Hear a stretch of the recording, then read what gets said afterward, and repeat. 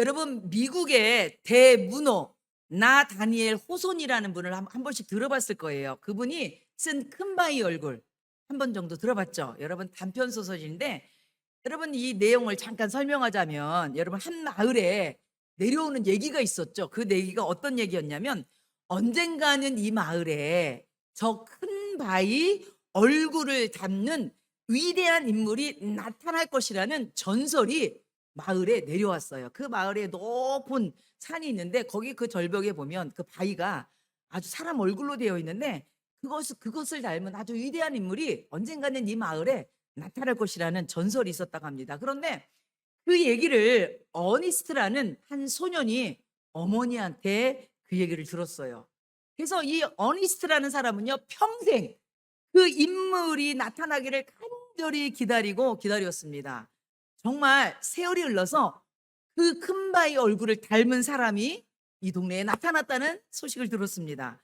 그 사람이 첫 번째 누구냐면, 이름이 게더골드예요. 게더골드. 여러분, 좀 이름이 희한하죠? 영어로 게더가 뭐냐면 모으다, 골드가 뭐예요? 금을 모으는 사람이라는 거죠.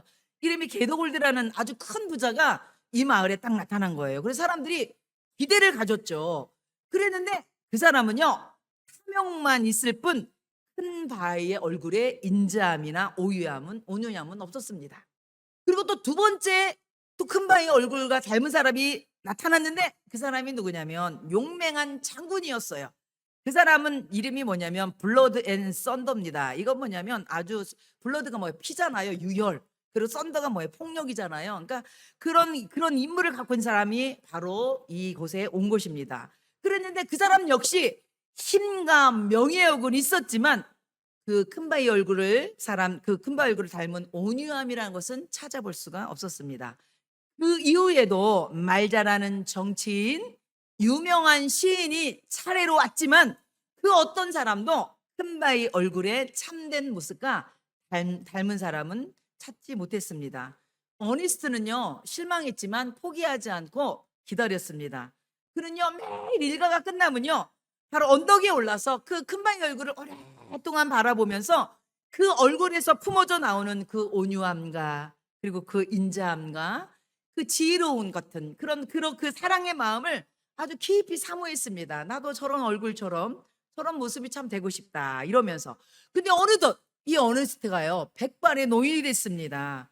그리고요, 백발이 노인이 되고 이 사람이 이 마을에 사람들에게 진실하고 지혜로운 말을 바로 전하는 사람이 되었습니다. 그런데 어니스트가 어느 날도 평소처럼 이 동네 사람들에게 모아놓고 사람들에게 아주 진실하고 지혜로운 말을 이렇게 전하고 있는데, 곁에 서 있던 한 시인이 저 멀리 있는 큰바위 얼굴하고 이 어니스트가 말하고 있는 그 어니스트의 얼굴을 딱 보는 순간, 바로 이 시인이 큰 소리로 외쳤습니다. 여러분 보십시오. 여러분 보십시오. 어니스트야말로 저 큰바위 얼굴과 닮은 사람입니다. 정말 아는 게 아니라 그 어니스트의 얼굴이 큰바위 얼굴과 흡사 닮았다는 것이었습니다. 여러분, 이 소설을 통해서 우리에게 주는 게 무엇입니까? 여러분, 어니스트는요, 자기도 모르는 사이에 그 큰바위 얼굴을 바라보고 사모하고 그것을 마음에 품고 살아오면서 자기도 모르는 사이에 큰바위 얼굴 모습을 닮아갔다는 것입니다. 성도 여러분, 이것을 통해서 우리에게 주는 교훈은 뭡니까? 여러분은 무엇을 바라보고 살아갑니까? 여러분, 오늘 어니스트가 평생 큰바위 얼굴을 사모하며 바라보며 살아갔던 것처럼, 그리고 그 모습을 닮아갔던 것처럼, 성도는 평생 그러면 누구를 바라보며 우리가 닮아가야 되느냐? 바로 오늘 바울은요, 필리포스 오늘 본문 말씀을 통해서 우리의 롤 모델인 예수님을 오늘 소개하고 있는 것입니다. 우리가 바라봐야 되고 우리가 닮아가야 될 그분은 바로 누구라는 거예요? 예수 그리스도라는 겁니다. 그래서 로마서 8장 29절에 보면 바울이 이렇게 얘기합니다. 하나님이 미리 아신 자들을 또한 그 아들의 형상, 그 아들이 누구예요? 예수님이잖아요. 그 아들의 형상을 어떻게 하기 위하여? 본받게 하기 위하여 미리 정하셨으니. 그렇습니다. 성도 여러분, 우리가 바라보고 우리가 닮아야 될 롤 모델은 예수 그리스도 한 분입니다. 아멘. 그래서 여러분 신앙생활이라는 것은요, 단순히 예수님 믿는 데서 머무는 것이 아니라 예수님을 바라보고 예수님 마음을 가슴에 품고 예수님의 성품을 조금씩 닮아가는 것. 이게 신앙생활입니다. 그래서 이거를요, 어려운 말로 뭐라 그러냐면 성화라고 그래요. 성화. 한번 따라해 볼까요? 성화. 네, 성화. 우리가 조금씩 우리가 예수님을 닮아가는 게, 이건 평생 우리의 과제입니다. 바로 오늘 바울은요, 그 우리의 롤 모델 대신 예수님을 소개하고 있는 것입니다. 여러분, 어떻게 보면 빌립보 교회는요, 우리가 이따도 얘기했지만 바울이 기쁨입니다. 바울의 자랑이 빌립보 교회에 있습니다. 왜요? 빌립보 교회 성도들은요, 누구보다도 바울을 사랑했고요. 그리고 바울을 위해서 누구보다도 중보 기도를 아끼지 않았고요. 그리고 바울의 복음 전파에 누구보다도 함께 헌신적으로 바로 열정을 함께 했던 사람들이 빌립보 교회 성도들이었습니다. 그런데 오늘 1장 여러분에게 읽은 본문 말씀에 보니까 안타깝게도 여러분 세상에 완전한 교회는 없는 것 같아요. 바로 이 교회도요, 이 빌립보 교회도 안타깝게 한 가지 문제가 있었어요. 그거 뭐냐면 바로 이렇게 열정 있는 교회도요, 마음이 하나 되지 못했습니다. 마음이 갈라졌어요. 그 대표적인 사례가 빌립보서 4장 1절 2절 말씀입니다. 제가 한번 읽어볼게요. 내가 유오디아를 권하고 순두개를 권하노니 주 안에서 같은 마음을 품으라 그랬습니다. 여러분, 여기 보면 유오디아랑 순두개가 나오잖아요. 오늘로 얘기하면 아마 여선교 회장 정도 되죠. 아주 교회에서 아주 나름대로 여성 리더로서 아주 큰 영향력 있는 인물, 두 인물이었어요. 그런데 바울은요, 어떤 한 사람만 권하는 게 아니라 두 사람 모두에게 뭐라고 그랬어요? 내가 유오디아를 권하고, 내가 이 두 사람이 어떤 그런 갈등이 있는데 한 사람만 거는 게 아니라 둘 다 유오디아를 권하고 순두개를 권하고, 그 어떻게 해요? 주 안에서 어떤 마음을 가져라? 같은 마음을 가져라, 품으라. 이렇게 지금 바울이 얘기하고 있습니다. 한마디로 성경에서는요, 두 사람이 어떤 갈등이 있는지 그 내용은 밝혀지지는 않습니다. 중요한 건 뭐냐면 여러분, 우리가 열심히 주의를 하다 보면 여러분 갈등이 있을 수 있다는 얘기입니다. 여러분, 이거는요, 오늘날 교회도 마찬가지예요. 이거는요, 지극히 정상적인 거예요, 사실은 여러분. 그런데 이 갈등을 통해서 안타깝게도 어떻게 보면 서로 상처를 주기도 하고 상처를 받기도 하고 때로는 교회를 떠나기도 하고 그래요. 근데 여러분, 그러면요, 어디 가든 또 갈등이 없냐? 또 갈등이 있어요. 이 갈등은요, 뭐야? 해결하게 가는 거예요. 오늘 바로 바울도요, 오늘 이 빌립보 교회에 있는 이 갈등을 해결하기 위해서 오늘 빌립보서를 써준 거예요, 여러분. 그래서 우리가 갈등이 있을 때 여러분 그 자리를 피하는 것이 상책이 아니라 믿음 안에서 연약한 사람들이 모였기 때문에 지혜롭게 그거를 해결하게 나가야 된다는 것입니다. 오늘 바울이 그 얘기를 하는 거예요. 그러면 여러분, 제가 이 말씀을 준비하면서 갈등이라는 한자를 잠깐 찾아봤습니다. 제가 예전부터 알고 있는 얘기인데, 여러분 이 갈등이라는 게요, 여러분 이게 이 한자로요, 이 갈자가 어떤 갈자냐면 여러분 칡나무 갈자입니다. 처음 들어보죠? 칡나무 갈자. 등은요, 여러분 이게 등나무 등자야, 갈등이.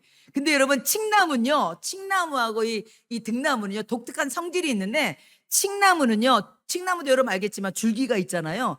줄기를 이렇게 감으면서 올라가는데, 칡나무는요, 오른쪽으로 시계 방향으로 줄기를 감으면서 이렇게 올라가는 게 특성이 있고, 여기 등나무는요, 이거 등나무도 여러분 알겠지만 줄기가 있잖아요. 등나무도 줄기를 감고 올라가는데 얘는요, 왼쪽으로 방향을 감고 올라간대요. 그러다 보니까 이 칡나무와 이 등나무가 어떤 한 똑같은 나무나 기둥을 만나서 올라갈 때 하나는 어디로 올라가요? 오른쪽. 하나는 왼쪽으로. 그러다 보니까 이게 어떻게 돼요? 서로 어떻게 점점 얽히게 되니까 이게 더 풀어지기 어려워요, 쉬워요? 어려워지는 거야. 그래서 갈등이라는 단어가 여기서 생긴 거야. 여러분 처음 들어보죠? 여러분 이렇게. 그러니까 여러분 교회도 마찬가지란 얘기예요. 교회는요, 여러 사람이 모여 있는 곳입니다. 성격도 다르죠. 살아온 경험도 다르죠. 생각도 다르죠. 일하는 방식도 다르죠. 때로는 의견도 다르죠. 또 오해가 생길 수 있어요. 갈등이 있을 수 있어요. 그런데 중요한 거는 이 갈등이 생기는 것은 이상한 일이 아니에요. 그런데 중요한 건 뭐냐면요, 이 갈등을 풀어나가고 해결해야 된다는 얘기예요. 여러분 등나무 보고 야 너 이상하다. 너 왜 왼쪽으로 도냐? 이렇게 하면 안 되는 거예요. 걔는 뭐예요? 원래 왼쪽으로 이렇게 올라가는 거야. 칡나무 보고 야 넌 이상하다. 너 왜 오른쪽으로 이렇게 올라가니? 이렇게 하면 안 된다는 거야. 그걸 어떻게 하면 돼요? 이해하면 되는 거야. 쟤는 오른쪽으로 올라가는구나. 쟤는 왼쪽으로 이해하면 되는데 그거를 오른쪽으로 올라가는 거 보고 너 나처럼 왼쪽으로 올라가. 이러다 보면 어떻게 되는 거예요? 이게 안 되는 거야. 문제가 해결되지 않는 거야. 여러분 마찬가지예요. 여러분 우리가 또 성도들끼리 같이 있다 보면 우리 교회는요 완전한 사람이 모인 곳이 아니잖아요. 여러분 우리는요 하나님께 은혜 받으면서 조금씩 변화돼가는 공동체지 완전한 사람들이 있는 곳이 아니라고요. 그렇기 때문에 우리가 그 사람을 그냥 그대로 어떻게 해야 되는 거예요? 받아들이고 인정해야 되는 거예요. 그래서 오늘 바울은요 바로 빌립보 교회에게 이런 갈등이 있을 때 이결을 해결하기 위하여서 바로 세상의 처세술이나 적당한 타협안을 여러분 제시한 게 아닙니다. 여러분 그럼 무엇을 했냐? 첫 번째 뭐냐면 그대로 인정하면서 그리스도 안에서 우리가 얼마나 하나님의 큰 은혜로 우리가 그 은혜를 받고 이 자리에 앉아 있는 것을 기억하라고, 먼저 하나님의 받은 은혜를 먼저 생각하라고 바울이 얘기하고 있습니다. 그게 2장 1절 말씀이에요. 볼까요? 보세요. 그러므로 그리스도 안에 무슨 겉면이나 사랑에 무슨 위로나 성령의 무슨 교제나 긍휼이나 자비가 있거든.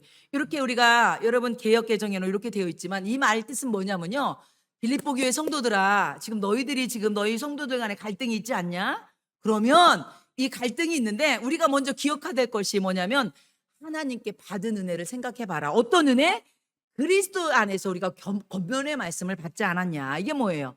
우리가 서로 말씀으로 연약한 우리들을 하나님이 어떻게 해요? 우리를 서로 격려해 주고 우리가 넘어질 때마다 우리를 붙들어 주는 그 은혜를 니네가 받지 않았냐? 두 번째는 뭐예요? 사랑의 위로를 받지 않았냐? 우리가 상처받고 낙심할 때 하나님의 그 십자가의 사랑으로 우리가 위로받고 치료받지 않았느냐? 그거를 생각해라. 그리고 우리는 어떤 사람이라는 거예요? 우리는 성령 안에서 교제하는 성도들이 아니냐? 지금 이 얘기를 하는 거예요. 여러분 우리 교회는요 세상처럼 단순한 친목이나 인간적인 관계가 아닙니다, 여러분. 그래서 여러분 세상에는요 친목이나 인간적인 관계는요, 친목계는요 내 마음에 안 들으면 어떻게 해요? 깨. 우리 권사님도 지나가 보니까 마음에 안 들어 친목계 하나 깼다고 하더라고. 깰 수 있어요. 그런데 교회 안에서 모이면요 내 마음에 안 든다고 깨는 게 아니에요. 왜? 교회 안에서의 교제는요 바로 머리 대신 예수님을 중심으로 성령 안에서 우리는요 한 지체입니다. 여러분 내 손이 왼손이 하나 불편하다고 얘 못 쓰겠어 하고 잘라냅니까? 그렇지 않잖아요. 연약할수록 더 어떻게 해요? 얘를 더 감싸주고 더 치료해주고 하는 것처럼 우리는요 예수님 안에서 한 공동체예요. 이런 생각을 갖고 있어야 돼요. 아유 난 저 사람은 안 왔으면 좋겠다. 여러분 그러면 교회에 남을 사람이 아무도 없어.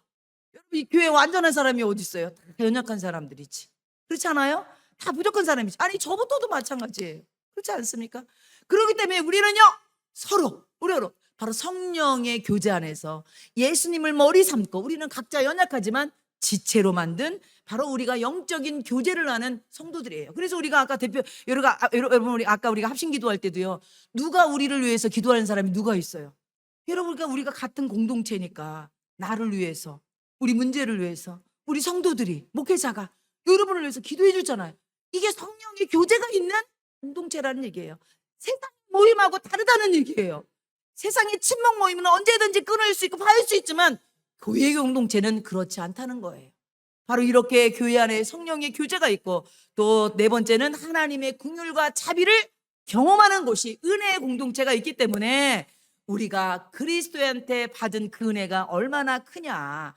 그렇기 때문에 작은 갈등이나 작은 상처로 인해서 그것 때문에 시험 들거나 낙심하지 말라는 거예요. 하나님의 은혜를 생각하면 하나님께 받은 은혜를 생각하면 우리가 겪는 그 작은 갈등 여러분 그거는요 아주 작게 보인다는 얘기예요. 바로 문제는요 거기서부터 해결된다는 얘기예요. 여러분 내가 지금 겪고 있는 갈등의 문제가 더 커진 건 뭐냐면 내 마음속에 은혜가 떨어졌다는 거예요. 그러니까 어떻게 해요? 너의 은혜를 회복해야 돼. 하나님 나에게 충만한 은혜를 부어주세요. 내가 하나님의 큰 사랑을 받고 있는데 내가 그 큰 사랑 안에서도 이 지금 있는 이 작은 문제도 해결하지 못하고 제가 이렇게 갈등하고 있습니다. 하나님 이결을 해결해 달라고 이렇게 기도해야 됩니다. 그래서 바울은요 2장 2절에 보면 반복해서 교회는 하나 돼야 된다고 얘기하고 있습니다. 2장 2절 볼까요? 마음을 같이하여 같은 사랑을 가지고 뜻을 합하여 한 마음을 품어. 계속 뭐예요? 한 마음을 같이해라, 같은 사랑을 가져라, 뜻을 합하라, 한 마음을 품어라. 바울이 그래서 반복적으로 지금 왜요? 지금 빌립보 교회가 갈등으로 인해서 나눠져 있거든요. 그렇기 때문에 지금 바울은요 빌립보 교회를 향해서 마음을 모아라. 바로 왜요? 여러분 사단은요 교회와 가정에게 쓰는 사단의 강력한 무기 중에 하나가 뭔지 압니까? 바로 분열입니다. 분열.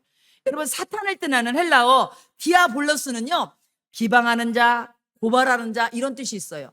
바로 사단은요 목회자와 성도의 관계를 성도와의 관계를 깨뜨리고 그 사이를 갈라놓고 분열시키는 게 뭐냐면 사단의 역사예요. 그래서 여러분 우리 교회는요 어떤 일이 있어도 얼마든지 갈등할 수 있어요. 얼마든지 우리 서로 내 마음에 맞을지 않을 수 있어요. 그래도요 하나님의 은혜 가운데 그 은혜로 해결해 나가는 우리 성도들 되시기 바랍니다. 그래서 여러분 사단은요 지금도요 바로 교회의 공동체를 무너뜨리고 가정을 무너뜨리기 위해서 고난이나 이단이라는 커다란 칼을 쓰기도 하지만 사단이 가장 즐겨 쓰는 무기가 뭐냐면 작은 서운함이요. 서운함. 여러분 서운함 그리고 작은 오해, 자존심 이런 거를 통해서요 성도와 성도의 관계를 나눕니다. 제가 예전에 사역하던 교회에서 신방을 갔는데 성도 한 분이 교회를 안 나와요. 그래서 제가 왜 안 나와냐 그랬더니 점심시간에 이분이 세 가족인데 점심시간에 떡을 하나 더 달라고 했는데 그 주방에 있는 분이 똑같이 하나씩인데 왜 당신은 하나 더 달라고 하냐고 하면서 안 준 거야. 그래갖고 이분이 상처를 받아갖고 교회를 안 나간다는 거야. 이게 여러분 얼마나 사소한 겁니까? 그런데도 이거 별것도 아닌 것 가지고도 마음에 상처를 받아갖고서 교회를 안 나간다는 거야. 여러분 그렇죠? 그러니까 이런 작은 서운함 별거 아닌 것도 이렇게 사단이 역사하면 바로 이럴 수가 있다는 얘기죠. 그래서 여러분 마틴 루터 킹은 이렇게 얘기합니다. 우리는 서로 다른 배를 타고 이 땅에 와 있을지 모르지만 지금은 모두 같은 배를 타고 있습니다. 우리는 형제처럼 함께 살아가는 법을 배워야 합니다. 그렇지 않으면 어리석은 자들처럼 함께 멸망할 것입니다. 여러분 마틴 루터가 이렇게 얘기를 하고 있습니다. 여러분 우리 모두는요 각자 서로 다른 곳에서 우리가 모여서 이렇게 우리 하누리교회라는 공동체를 이루었지만 우리는요 함께 살아가는 법을 말씀 안에서 배워가야 된다는 얘기입니다. 여기서 분열이 일어나면 이거는요 함께 망하는 거예요. 이게 사단이 좋아하는 일이에요. 그래서 어떤 일이 있어도 우리는 서로 이해하고 양보하고 그 사람을 그대로 존중하면서 함께 가는 성도들 되시기 바랍니다. 여러분 어떤 아버지가 이제 임종을 앞두고서 아들만 5 있는 집이에요. 참 오늘로 따지면 불행하네요. 아들만 5 있는 그 아버지가 죽기 전에 이 5 아들을 다 불러 모았습니다.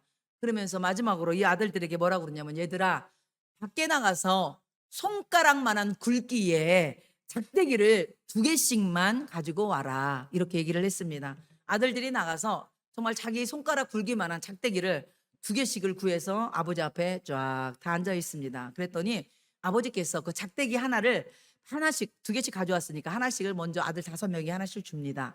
그러면서 너부터 그 작대기를 이렇게 부러뜨려 보라고 합니다. 그랬더니 뭐 작대기 하나니까 손가락만한 굵기라도 금방 잘 부러뜨리죠.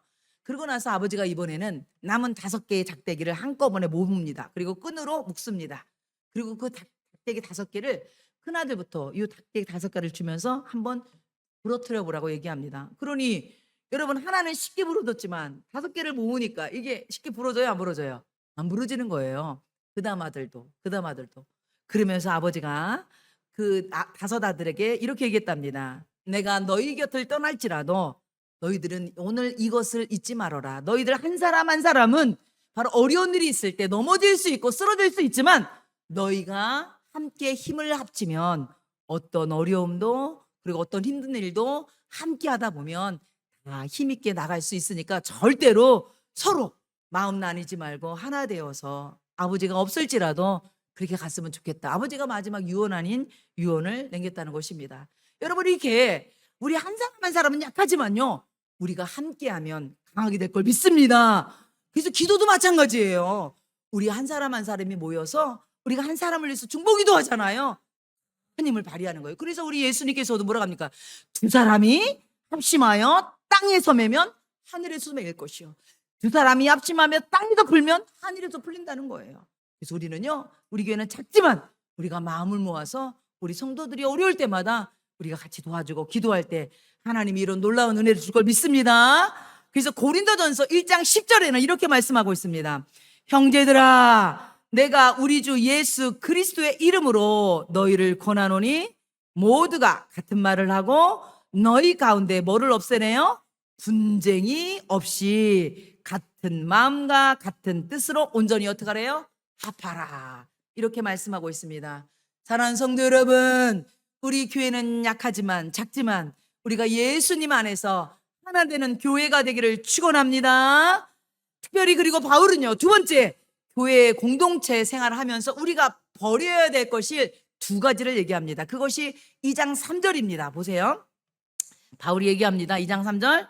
아무 일이든지 다툼이나 허영으로 하지 말고 오직 겸손한 마음으로 각각 자기보다 남을 낮게 여기고, 이랬거든요.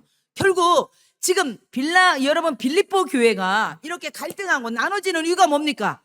다툼과 허영으로 하고 겸손하지 않는 마음으로 함으로 인해서 바로 지금 이런 갈등이 있기 때문에 바울은 지금 다툼이나 허영으로 하지 말라고 얘기하고 있는 것입니다. 그러면 이 부분에 대해서 제가 헬라어로 여러분에게 좀 같이 한번 말씀을 나누려고 합니다.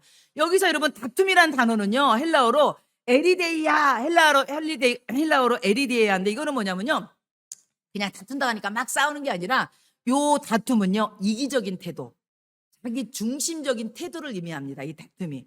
결국 여러분, 우리가 다툼이 일어나는 게 뭐냐면 내가 이기적인 태도로 인해서, 내 자기중심적인 태도로 인해서 바로 이런 다툼이 일어날 수 있다는 것입니다. 그래서 여러분, 중요한 건 뭐냐면요, 내 마음이에요. 내가 지금 하는 일이 이게 내 중심인지, 이게 하나님의 영광을 드러내려고 하는 일인지, 나 자신을 드러내려고 하는 일인지, 여러분 늘 어떤 일을 하든지 이것을 꼭 기억하고 해야 된다는 얘기예요.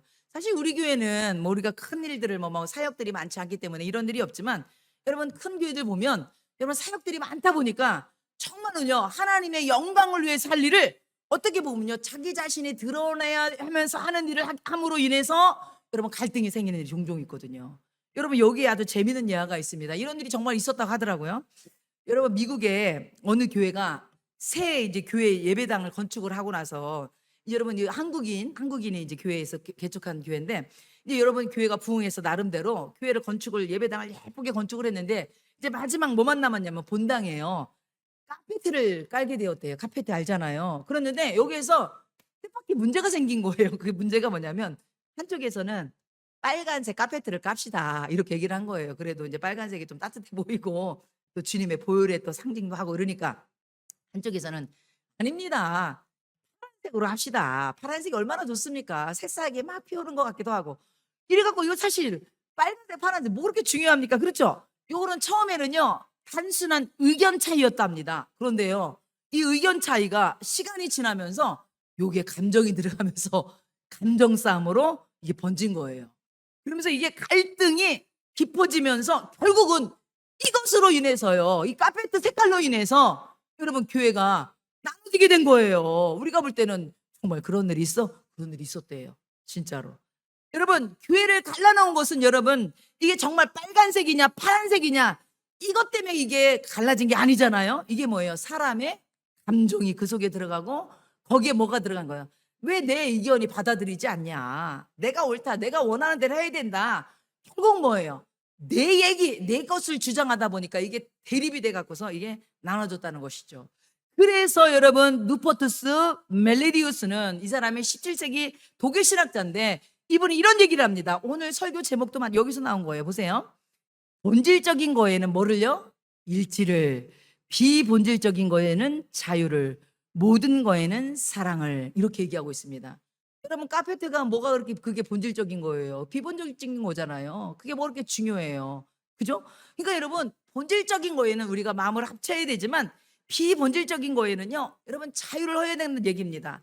여러분, 이게 무슨 말입니까? 여러분, 교회가 복음에 대해서는 우리가 똘똘 뭉쳐서 우리가 하나 되어 가야 되지만 성경에 명확하게 규정되지 않는 개인적인 취향이나 어떤 방법이나 어떤 문제나 이런 거는요, 서로의 다름을, 차이를 인정해야 된다는 것입니다.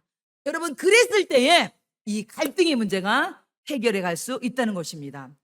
그래서 결국 다툼이 시작되는 건 뭐냐면 바로 뭐예요? 다툼이 시작되는 원인이 자기 중심적인 태도, 바로 내 이기적인 태도로 인해서 다툼이 되는 거고요. 두 번째, 바울은요, 이 빌립보 교회 성도들에게 뭐를 하지 말냐면 허영으로 하지 말라고 얘기하고 있습니다. 이 허영이라는 것은요, 헬라어로 케노독시아, 여러분 이게 헬라어 뜻인데요, 이게 뭐냐면 케노스는 뭐냐면요, 텅 비어 있다는, 여러분 텅 비어 있다는 뜻과 여러분 독사라는 영광, 바로 칭찬의 합성어거든요. 이 케노독시아가 이게 뭐냐면, 허영이란 건 뭐냐면 영광이 비어 있다, 다른 말로 헛된 영광, 이게 허영이라는 거예요. 이게 무슨 말이냐면, 이 허영이라는 게 뭐냐면 하나님의 인정을 중요시 여기는 것이 아니라 사람들의 박수나 칭찬을 쫓는 그 마음이 허영이라는 거예요. 그러다 보니까 내가 열심히 수고하고 봉사했는데 사람들이 나에 대해서 반응이 없어, 나에 대해서 칭찬이 없어, 여러분 이것으로 인해서 뭐예요? 낙심될 수 있다는 거예요. 이것이 결국 이것도 시험이 될 수 있다는 거예요. 그래서 바울은 지금 바로 이 이기적인 다툼이나 바로 허영, 남에게 인정받고자 하는 이것을 뭐예요? 이것을 없애버리란 얘기인 거죠. 그래서 마태복음 6장 2절에 보면 이렇게 얘기합니다. 그러므로 구제할 때에 외식하는 자가 사람에게 영광을 받으려고, 중요한 건 뭐냐면 사람에게 영광을 받으려고 해당과 거리에서 하는 것 같이 너희 앞에 나팔을 불지 말라. 진실로 너희에게 이르노니 그들은 이미 상을 이미 받았느니라, 이렇게 얘기하고 있습니다. 여러분, 이게 무슨 말입니까? 우리가 교회를 섬김에 있어서, 교회를 위해서 충성함에 있어서 사람들에게 칭찬을 받고 영광을 받으려고 여러분 나팔을 불면 이미 그 사람은요, 바로 사람들을 통해서 다 이미 상을 받았다는 얘기입니다. 여기에서 이미 상을 받았다는 의미는 어떤 뜻이냐면요, 여러분 이거는요 헬라어로 아페코라는 동사를 썼는데, 이건 뭐냐면요, 상거래에 있어서 이미 여러분 대금을 지불했다는 얘기예요. 바로 하나님께서 이미 네가 하는 일에 대해서 네가 너 스스로 나팔을 불면 이미 사람들이 어우 당신 정말 잘했어 이렇게 칭찬을 하잖아요. 그럼 이미 내가 한 일에 대한 상급이 거기서 그걸로 끝났다는 얘기예요. 그래서 예수님께서 마태복음 6장 3절 4절에 뭐라고 얘기했냐면, 너는 구제할 때에 오른손이 하는 것을 왼손을 모르게 하여 내 구제함을 은밀하게 하라. 은밀한 중에 보시는 너희 아버지께서 갚으시니라. 아멘. 그렇습니다. 사랑하는 성도 여러분, 사람의 칭찬과 인정은 잠시지만 하나님이 갚아주는 상급은 더 복되고 영원하심을 믿으시기 바랍니다. 근데 여러분이 그래서 하나님 나라를 위해서, 교회를 위해서 헌신하시고 충성하시는 거요, 하나님께서 갚아주신다는 얘기예요. 하나님께서 여러분의 수고가 결단코 헛되지 않고 갚아주실 것을 믿습니다. 그리고 바울이 다시 한번 2장 3절에 뭐라고 얘기했냐면, 아무 일이든지 다툼이나 허영으로 하지 말고, 이건 뭐야? 우리가 버려야 될 태도고, 그리고 두 번째는요, 가져야 할 태도로 뭐냐면 오직 겸손한 마음으로 각각 자기보다 남을 낮게 여기고, 이렇게 말씀하고 있습니다. 바울이 우리에게 지금 얘기하는 건 뭐냐면요, 버려야 될 것은 다툼과 허영이고, 두 번째는요 겸손한 마음을 가지라고 얘기합니다. 여러분, 이 겸손한 마음은요, 이때 당시에 사람들한테 이 겸손한 마음을 가지라는, 여러분 이것은요 어떻게 보면요 낯선 가르침입니다. 왜 그러냐면 당시에 로마 문화에서는요 높은 지위에 올라가고 명예를 얻고 다른 사람보다 우월해지는 것을 아주 중요하게 여긴 거예요. 그런데 여러분, 겸손은 뭡니까? 자기 자신을 낮추고 다른 사람을 높이는 거예요. 지금은 우리가 겸손이라는 것을 아름다운 덕목으로 생각하지만 당시의 겸손은요, 자신의 약함이나 비천함으로 여길 수 있는 그런 덕목이었어요. 그런데 지금 바울은요, 바로 그 겸손함으로 감사한 마음을 가지라고 얘기합니다. 왜 그렇습니까? 여러분, 예수 그리스도께서 친히 바로 낮아지셨기 때문입니다. 왜요? 바로 예수님께서 높고 높은 영광의 보좌를 버리시고 가장 낮은 이 땅에 오셔서 우리를 구원하시기 위해 이 땅에 오셨기 때문입니다. 그렇기 때문에 여러분, 이 겸손은요, 예수님의 거룩한 성품이며 우리 믿는 그리스도인들이 바로 본받아야 될 성품이기 때문입니다. 그래서 바울은 지금 우리에게 겸손한 마음을 가지라고 얘기합니다. 그래서 여러분, 성 아우구스티누스는 이렇게 얘기합니다. 교만은 악마를 만들었고 겸손은 인간을 천사로 만든다. 그리스도교의 첫째 되는 덕목은 겸손이요, 둘째도 겸손이요, 셋째도 겸손이다. 이렇게 얘기하고 있습니다. 사랑하는 성도 여러분, 우리 예수님이 본을 보여주신 그 겸손의 아름다움을, 그 성품을 우리도 닮아가고 본받는 성도들 되시기를 축원합니다. 여러분, 그 겸손을 받으시면서 본받으면서 우리가 특별히 뭐냐면 겸손한 마음으로 각각 남보다 남을 낮게 여기라고 했습니다. 여러분, 제가 이 말씀을 준비하면서 사실은 이게 겸손한 마음은 다른 사람을 다 이렇게 받아들이는 거잖아요. 이걸 보면서요, 이어령 교수님의 보자기의 인문학이라는, 여러분 그 책에 나와 있는 아주 여러분 보자기와 가방에 여러분 보자기와 가방을 비교하면서 여러분 동서양의 문화를 비교한 그 내용이 있거든요. 여러분 요거를 잠깐 좀 설명해 드릴게요. 아주 재밌게 저도 한번 읽어봤는데, 보세요. 여러분, 옛날에 우리나라 사람들은요 가방이 없었잖아요. 그래서 가방 대신 뭐를 했죠? 보자기로 책보. 우리 이정리 집사님 혹시 가방 없어서 책보로 이렇게 해서 싸고 다녔어요? 진짜요? 우리는 그래도 여기 있는 사람들은, 젊은 친구들은 가방 세대지만 옛날 분들은 여러분 가방이 없어 갖고서 보자기로 책을 사 갖고서 이렇게 가방을 메고 다녔어요. 그런데 여러분, 그래서 우리나라는요 보자기 문화야, 보자기 문화. 그런데 여러분, 이 가방은요 서양 문화예요, 서양 문화. 여러분, 이 가방은요 트렁크잖아요. 여러분, 가방이란 것은 어떻습니까? 여러분, 우리가 아는 것처럼 가방은요 미리 정해진 공간이 있잖아요. 딱 가방에 보면 이렇게 정해진 물건이 있잖아요. 그래서 물건을 넣을 때 뭐예요? 거기에 알맞는 물건만 그 가방에 넣을 수가 있어요. 그렇죠? 여러분, 가방에는요 어떤 가방보다 더 큰 물건을 거기다가 넣을 수가 없어요. 그런데 여러분이 잘 아는 것처럼 보자기는 어떻습니까? 어떤 물건이든요, 여러분, 그것이 물건이 동그랗게 됐던 네모나게 됐던 세모나게 됐던, 보자기는 어떻게 돼요? 그냥 싸는 대로 그게 다 싸지는 거죠. 그래서 여러분, 그 이효령 교수님이 뭐라고 했냐면, 이 보자기는요 바로 오늘 현대인이 요구하는 융통성, 포용성, 유연함의 상징으로 봤다는 거죠. 바로 우리나라 사람들이 이 보자기 문화, 이것이 아주 그래서 대단한 거라는 거죠. 보자기는요 그 물건보다 크기만 하면 어떤 것도 뭐예요? 다 포용할 수 있다는 거예요. 다 포용할 수 있다는 거죠. 여러분, 가방은 그거에 맞는 것만 들어가지만 보자기는요 어떤 것도 다 쌀 수 있다는 거죠.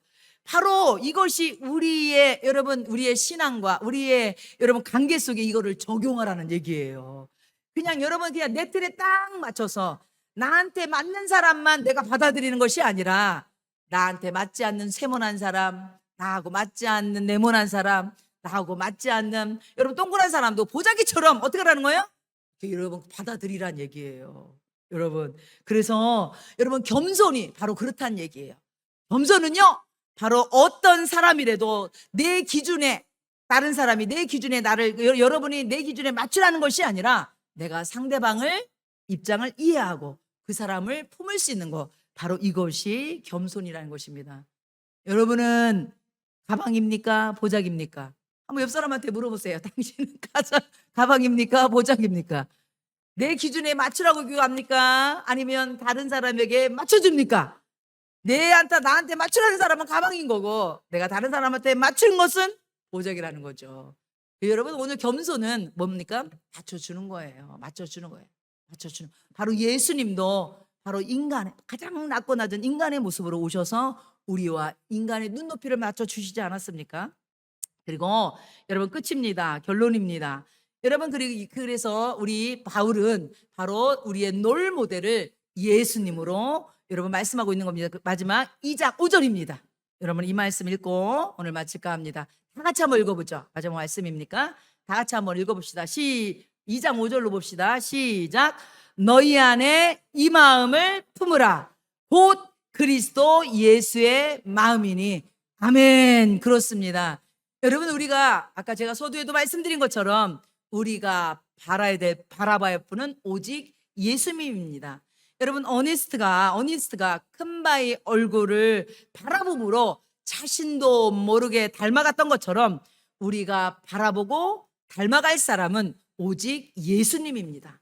예수님의 겸손, 예수님의 사랑, 우리가 그래서 끝까지 우리 하누리교회 성도들은 그 예수님을 닮아감으로 아름다운 공동체를 이뤄가는 우리 교회가 되기를 축원합니다.